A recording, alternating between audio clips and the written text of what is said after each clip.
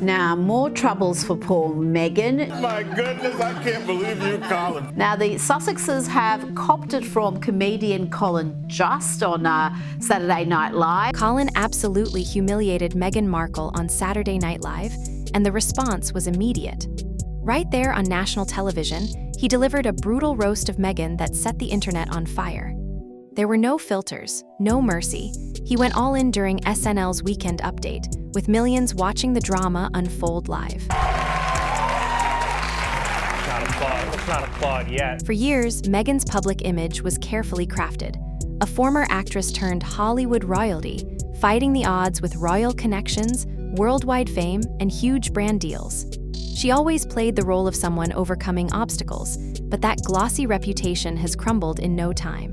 Now, everyone's taking shots at her, and her once perfect persona is under attack. Now, the Sussexes have copped it from comedian Colin Jost on Saturday Night Live. He's joked that one of the conditions of Trump's new trade deal with the UK is that Harry and Meghan have to go back. It's pretty cruel, Kinsey. This time, it was Colin who went after her latest media stunts, exposing all the flaws in Meghan's so-called royal comeback and calling out her tired, repetitive narrative. This wasn't just comedy, it was public humiliation, broadcast live for everyone to see. President Trump also announced a new trade deal with the UK that will reopen British markets for American companies. All that Britain demands in return is that we keep these two. It's no secret that Colin has turned Meghan Markle into a regular punchline. And when Saturday Night Live targets you more than once, it goes beyond just comedy. It becomes a sharp cultural commentary. This time, Colin hit harder than ever. What he said wasn't just a joke. It was a reflection of how the public, especially in the US, is growing tired of Meghan's relentless self-promotion, endless brand launches, and all those carefully crafted empowerment messages that just aren't connecting anymore. It doesn't even feel empowering now, it's exhausting. Honestly, it makes you want to tune out completely.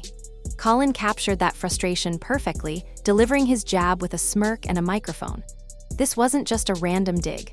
It's part of a much bigger trend as Meghan's image keeps quietly unraveling, bit by bit, weighed down by her own contradictions. For someone who claimed she stepped back from royal life for privacy, Meghan has built an entire empire out of constant exposure.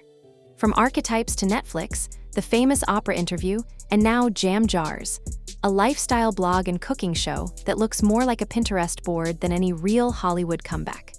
The act is getting old, and the audience is clearly losing patience.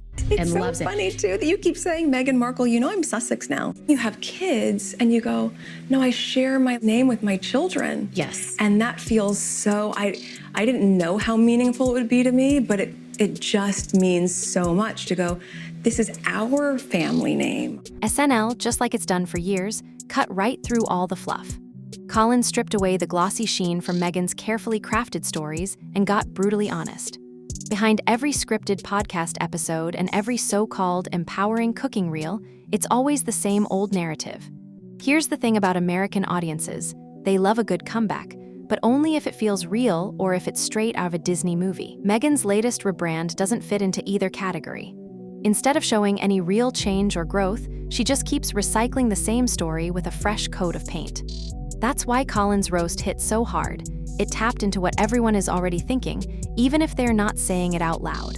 People don't want it, you know? They've realized that the person that they liked in the beginning, except for you, because you saw it immediately, didn't really exist. Colin hasn't held back when it comes to mocking Meghan for turning royal drama into a money-making machine, calling her out for acting like a selfless hero while cashing in huge paychecks and launching projects that seem way more focused on her than the actual causes she claims to support.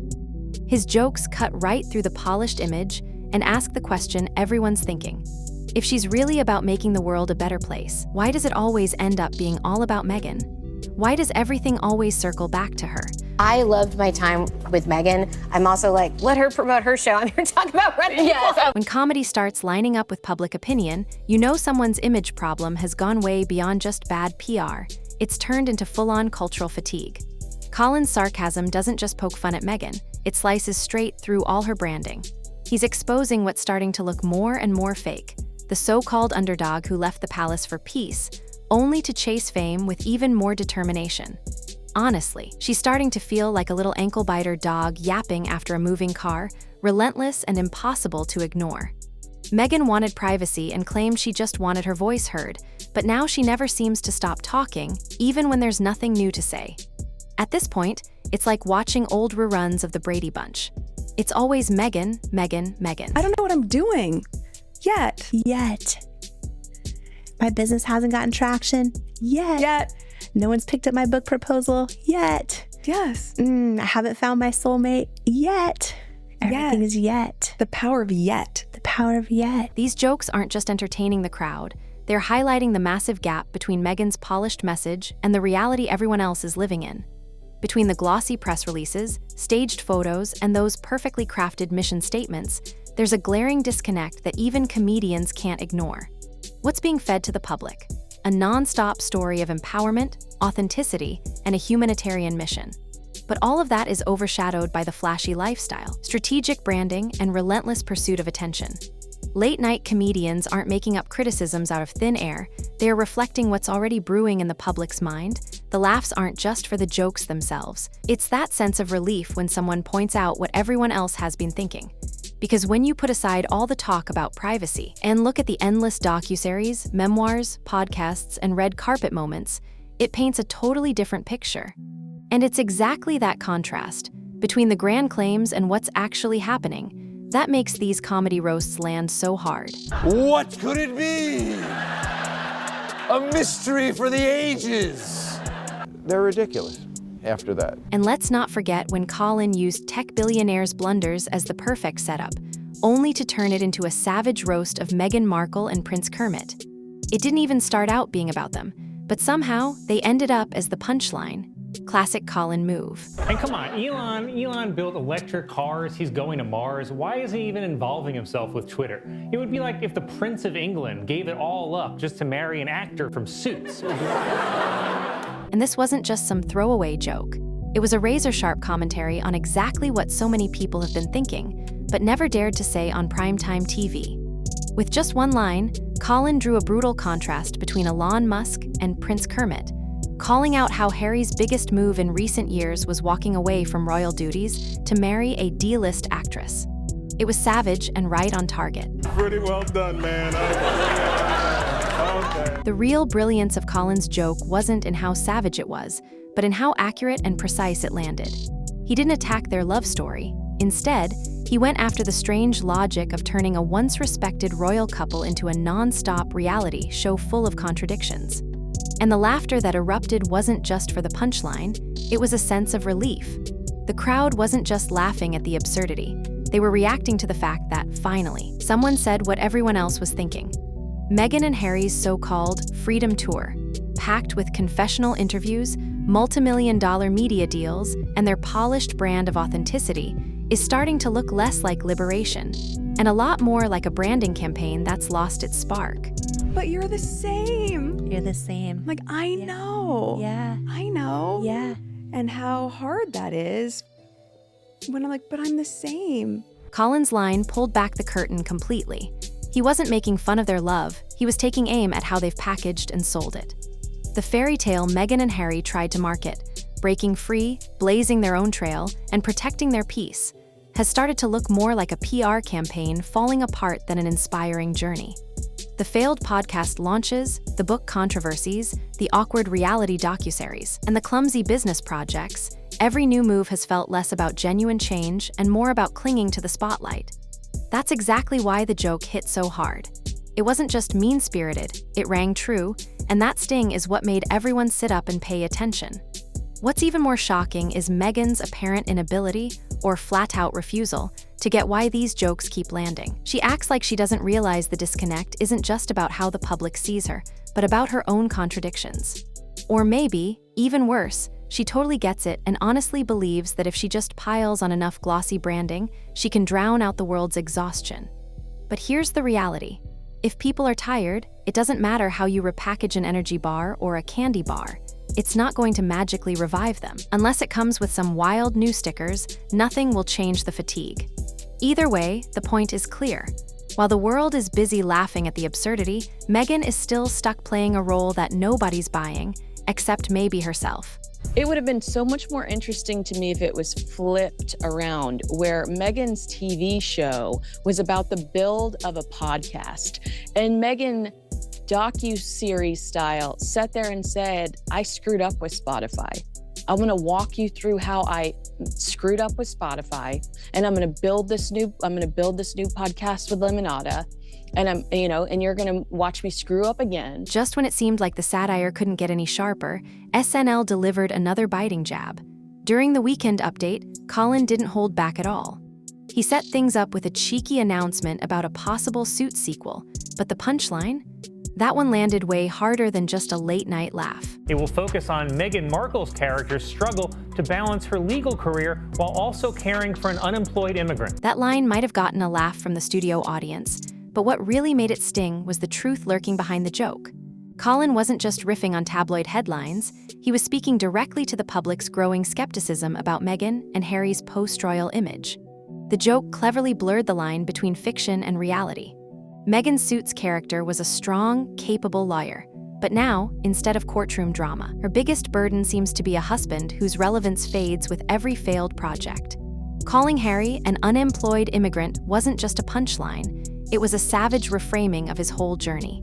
Here's a prince who gave up his palace life for California, only to wind up as a meme and a punchline in the media. Whether fair or not, it raises a much bigger question. Has Harry actually found any purpose, or is he just tagging along for whatever perks Meghan's spotlight can bring, all while relying on his royal history? Well, maybe Harry does have a purpose, turning royal secrets into cash by selling his story to the world. When everything else, identity, duty, direction, falls apart, there's always a way to make a profit by rewriting the past for the cameras. When Spare dropped in 2023, Harry himself said there was a lot more to tell.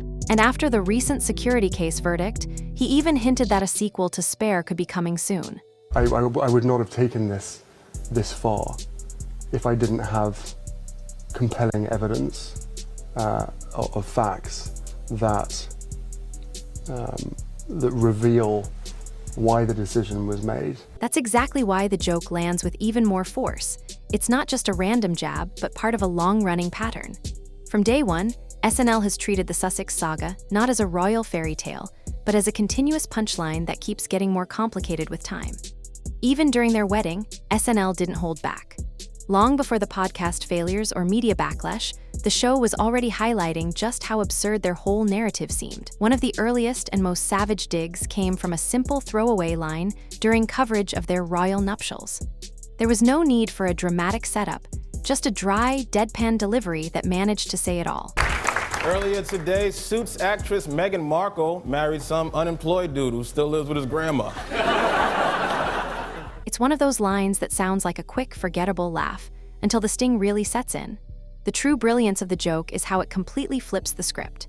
Instead of painting Meghan as the lucky outsider marrying into royalty, the punchline made it look like Harry was the one marrying up.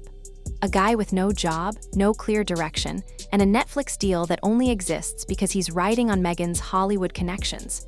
And that still lives with his grandma jab. It was a perfectly aimed shot, not just at his royal upbringing, but at his lack of independence.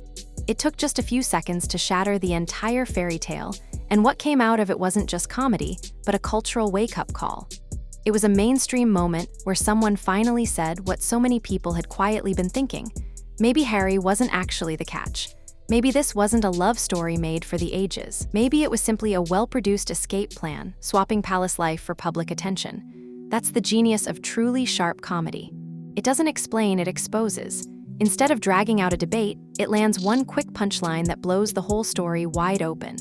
And that's exactly what Colin does, time and time again. With sly jabs and deadpan humor, he's not just making fun of Harry and Meghan, he's holding up a mirror to all of us, showing just how much the narrative has changed. What began as a royal rebellion now feels like a rebrand in search of a real identity. Their outsider image is worn thin, and their reputation for speaking truth is tangled up in constant PR moves and selective storytelling. Every public move they make, once praised as brave or groundbreaking, now draws skepticism. What used to seem sincere is starting to feel completely staged. And the backlash, it's not just coming from die-hard royal fans anymore.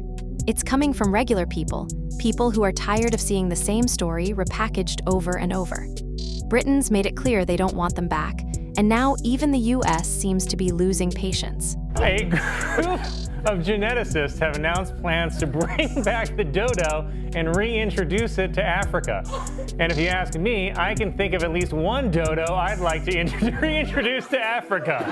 At the heart of it all, audiences aren't turning on Meghan and Harry just because they left the monarchy. They're turning on them because of the constant contradictions. You can't denounce the spotlight and then chase after every content deal. You can't claim to be authentic when every public appearance feels like part of a calculated campaign. And you definitely can't play the victims of media scrutiny while posing for magazine covers and walking red carpets. It's not about their fame, it's about the disconnect between what they say and what they do. This is exactly where SNL thrives, exposing the giant gap between image and reality. Colin's jokes work so well not just because they're clever, but because they reflect what so many people already believe. When he calls Harry an unemployed immigrant or mocks Meghan for acting as his publicist, it isn't just a joke, it's a mirror to our culture. So, whether the Sussexes manage to turn things around or keep spinning their wheels, one thing's for sure. The world isn't watching with wonder anymore, it's watching with a smirk. And if they don't change their narrative soon, they risk becoming exactly what SNL has made them out to be. Not rebels, not royalty, just running punchlines.